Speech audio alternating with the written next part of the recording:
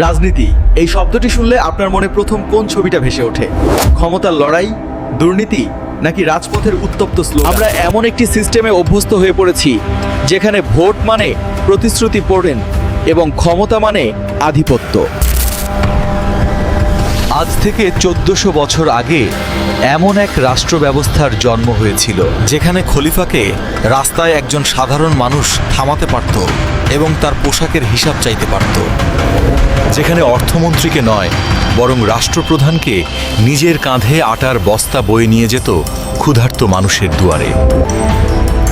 আমরা আজ কেবল ধর্ম নিয়ে আলোচনা করব না, আলোচনা করব এক কালজয়ী শাসন ব্যবস্থা নিয়ে।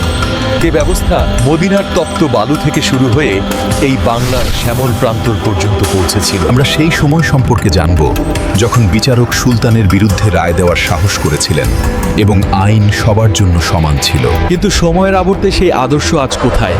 আমাদের এই ৫,০০০ বর্গমাইলের বাংলাদেশে কেন আমরা সেই ইনসাফ বা ন্যায় বিচারের দেখা পাই না? কেন ইসলামী রাজনীতির কথা শুনলে একদল মানুষ আশার আলো দেখে আর অন্য দল অজানা ভয়ে কুঁকড়ে যায়?